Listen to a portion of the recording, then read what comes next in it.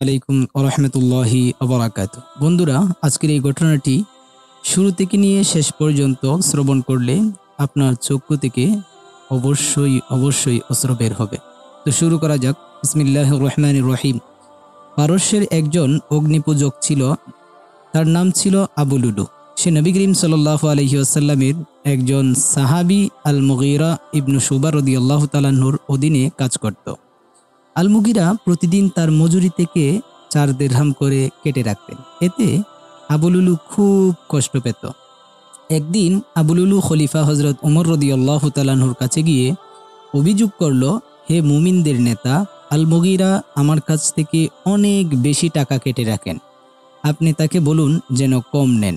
হজরত উমর রাদিয়াল্লাহু তাআলা আনহু তিনি বললেন, আল্লাহকে ভয় করো এবং তোমার মালিকের প্রতি ভালো ব্যবহার করো। উমর রাদিয়াল্লাহু তাআলা আনহু চেয়েছিলেন আল মুগীরার সাথে কথা বলে বিষয়টি নরমভাবে মিটিয়ে দেবেন, কিন্তু আবু লুলু রাগে অন্ধ হয়ে গেলেন। তিনি বলতে লাগলেন, উমরের বিচার সকলেই পায়, শুধু আমি পাই না। এরপর একদিন আবু লুলু মসজিদে নববীতে প্রবেশ করল এবং একটি খুঁটির আড়ালে লুকিয়ে রইল। তার কাপড়ের নিচে লুকিয়েছিল 2 মাথাওয়ালা 20 মাকানু একটি ছুরি। আমর ইবনু মাইমুন নামে একজন সাহাবী এই ঘটনাটি দেখছিলেন। তিনি বলেন, যেদিন উমর রাদিয়াল্লাহু তাআলা আনহুকে ছুরিকাঘাত করা হয়, আমি তার সামনেই দাঁড়িয়েছিলাম। আমাদের মাঝে কেবল আব্দুল্লাহ রাদিয়াল্লাহু তাআলা আনহু ছিলেন। উমর রাদিয়াল্লাহু তাআলা আনহু যখন নামাজের জন্য কাতার সোজা করতেন, তিনি বলতেন, সোজা হয়ে দাঁড়াও। কাতার ঠিকঠাক হলে তিনি আল্লাহু আকবার বলে নামাজ শুরু করতেন।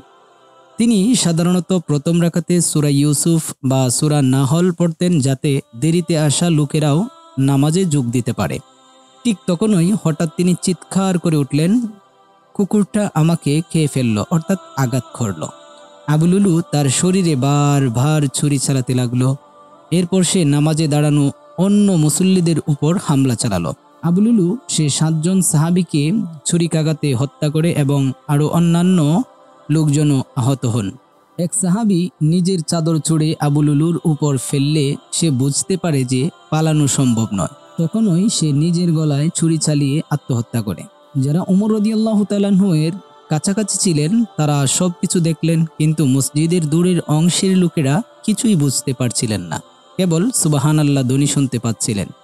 নামাজ শেষ হলে উমর রাদিয়াল্লাহু তাআলা আনহু তিনি বললেন, দেখো কে আমাকে আঘাত করেছে। তদন্তের পর জানা গেল এটা আল মুগীরার গোলাম আবু লুলু। উমর রাদিয়াল্লাহু তাআলা আনহু তিনি বললেন, আল্লাহ তাআলা তাকে ধ্বংস করুন, আমি তো তার সাথে ভালো ব্যবহারই করতাম, কিন্তু আলহামদুলিল্লাহ, আল্লাহ তাআলার প্রশংসা, আমার মৃত্যু এমন এক ব্যক্তির হাতে হয়নি যে নিজেকে মুসলমান বলে দাবি করে। এরপর তাকে তার বাড়িতে নিয়ে যাওয়া হলো। সবাই কান্নায় ভেঙে পড়ল। কেউ আশা করছিল আল্লাহ তাআলা চাইলে উনি সুস্থ হবেন, কেউ আবার বলছিল আমরা তার জীবনের আশা ছেড়ে দিচ্ছি। তাকে খেজুরের রস পান করতে দেয়া হলো, কিন্তু তা ক্ষতস্থান দিয়ে বের হয়ে এলো। এরপর দুধ দেয়া হলো, সেটিও ক্ষত দিয়ে বেরিয়ে গেল। তখন সবাই বুঝলো তার মৃত্যু আসন্ন। মানুষ তার বিছানার চারপাশে জড়ো হলো। এক যুবক এসে বলল, হে মুমিনদের নেতা, আমি আপনাকে সুসংবাদ দিচ্ছি, আপনি নবী করিম সাল্লাল্লাহু আলাইহি ওয়াসাল্লামের ঘনিষ্ঠ সঙ্গী ছিলেন, ইসলামে অনেক বড় মর্যাদা লাভ করেছেন, ন্যায় বিচার করেছেন, এখন শাহাদত লাভ করছেন। উমর রাদিয়াল্লাহু তাআলা আনহু তিনি বললেন, আমি চাই তুমি যা যা বললে তা যেন আমার গুনাহগুলো মুছে দেয়, আমার কোনো ক্ষতি না হয় এবং লাভও না হয়, অর্থাৎ আল্লাহর কাছে কেবল মুক্তি চাই। যুবকটি যখন চলে যাচ্ছিল, উমর রাদিয়াল্লাহু তাআলা আনহু দেখলেন তার কাপড় মাটিতে টেনে যাচ্ছে। তিনি বললেন, ওই যুবককে আবার ডেকে আনো। যুবক ফিরে এলে উমর রাদিয়াল্লাহু তাআলা আনহু তিনি বললেন, তোমার কাপড়টা পায়ের গোড়ালির উপর পর্যন্ত উঁচু করে পড়ো, এতে কাপড়ও বেশি দিন টিকবে, আর এটি তাকওয়ার লক্ষণ। দেখো, মৃত্যু যন্ত্রণায় কাতর অবস্থাতেও উমর রাদিয়াল্লাহু তাআলা আনহু এর মনোযোগ ছিল এক তরুণের পোশাকের দিকে, যেন সে ইসলামী শিষ্টাচার মেনে চলে। এরপর তিনি তার কবরের স্থান নিয়ে ভাবতে লাগলেন। তিনি তার ছেলে আব্দুল্লাহকে বললেন, আম্মাজান আয়েশা সিদ্দিকা রাদিয়াল্লাহু তাআলা আনহার কাছে যাও, তাকে আমার সালাম দিও এবং বলো উমর তোমাকে সালাম জানাচ্ছে, তবে বলো না মুমিনদের নেতা উমর, কারণ আজ আমি আর নেতা নই। তাকে জিজ্ঞেস করো, আমি কি নবী করিম সাল্লাল্লাহু আলাইহি ওয়াসাল্লাম ও আবু বকর রাদিয়াল্লাহু তাআলা আনহু এর পাশে সমাধি নিতে পারি? আয়েশা রাদিয়াল্লাহু তাআলা আনহা তখন খাচ্ছিলেন। তিনি বললেন, আমি এই জায়গাটি নিজের জন্য রেখেছিলাম, কিন্তু আজ আমি উমরকে নিজের উপরে স্থান দিচ্ছি। আব্দুল্লাহ ফিরে এসে এই খবর দিলে উমর রাদিয়াল্লাহু তাআলা আনহু তিনি বললেন, আমাকে বসিয়ে দাও। উঠে তিনি বললেন, আমার সবচেয়ে বড় স্বস্তি এটাই। তারপর তিনি কুরআনের আয়াত তেলাওয়াত করলেন, আর আল্লাহর হুকুম তো নির্ধারিতই। যখন তার শেষ সময় গনিয়ে এলো, আব্দুল্লাহ বললেন, হে আমার বাবা, আপনি নবী করিম সাল্লাল্লাহু আলাইহি ওয়াসাল্লামের সাহাবী ছিলেন, আবু বকর রাদিয়াল্লাহু তাআলা আনহুর সাথেও ছিলেন, সবাই আপনাকে ভালোবাসত। আল্লাহ আপনার উপর সন্তুষ্ট থাকবেন ইনশাআল্লাহ।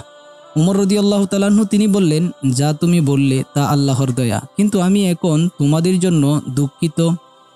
তোমরা আমার পর কিভাবে চলবে সেটি নিয়েই ভাবছি। তারপর বললেন, আল্লাহর কসম, যদি আমার কাছে পৃথিবীর সমান স্বর্ণও থাকত, আমি তা দিয়ে নিজেকে আল্লাহর শাস্তি থেকে বাঁচানোর চেষ্টা করতাম। এই কথাগুলো সেই ব্যক্তির মুখ থেকে যাকে নবী করিম সাল্লাল্লাহু আলাইহি ওয়াসাল্লাম ভার জান্নাতের সুসংবাদ দিয়েছেন, যিনি দিনের বেলায় মুসলমানদের অধিকার পূরণে ব্যস্ত থাকতেন আর রাতে আল্লাহর ইবাদতে হক আদায় করতেন। শেষ সময়ে তার মাথা ছেলের উরুর উপর ছিল। তিনি বললেন, আমার মাথা মাটিতে রাখো। ছেলে বলল, বাবা, উরু আর মাটির মধ্যে পার্থক্য কি? উমর রাদিয়াল্লাহু তাআলা আনহু বললেন, মাটিতেই রাখো, যেন আমার রব আমাকে রহমতের দৃষ্টিতে দেখেন। তারপর তিনি বলতে লাগলেন, হাই আমার সর্বনাশ, যদি আমার রব আমাকে ক্ষমা না করেন।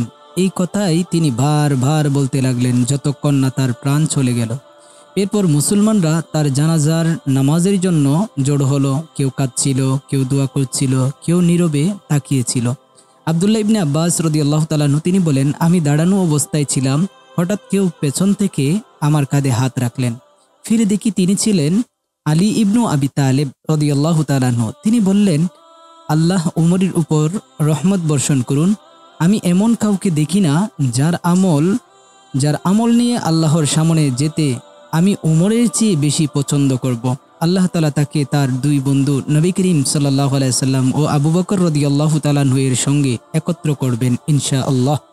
আসলে তারা দুনিয়াতেও একসঙ্গে ছিলেন, মৃত্যুর পরও একই স্থানে বিশ্রাম নিলেন। রাসূল আকরাম সাল্লাল্লাহু আলাইহি ওয়াসাল্লাম, আবু বকর রাদিয়াল্লাহু তাআলা আনহু এবং উমর রাদিয়াল্লাহু তাআলা আনহু তিনজনই 63 বৎসর বয়সে ইন্তেকাল করেন। হযরত উমর রাদিয়াল্লাহু তাআলা আনহু এর জীবন সত্যিকার অর্থে এক মহান উদাহরণ, ন্যায় বিচার, বিনয়, কঠোর পরিশ্রম ও আল্লাহ ভীতির। আল্লাহ তাআলা তার প্রতি রহমত বর্ষণ করুন। আল্লাহুম্মা রহম উমর ইবনুল খাত্তাব রাদিয়াল্লাহু আনহু।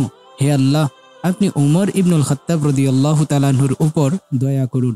আমিন।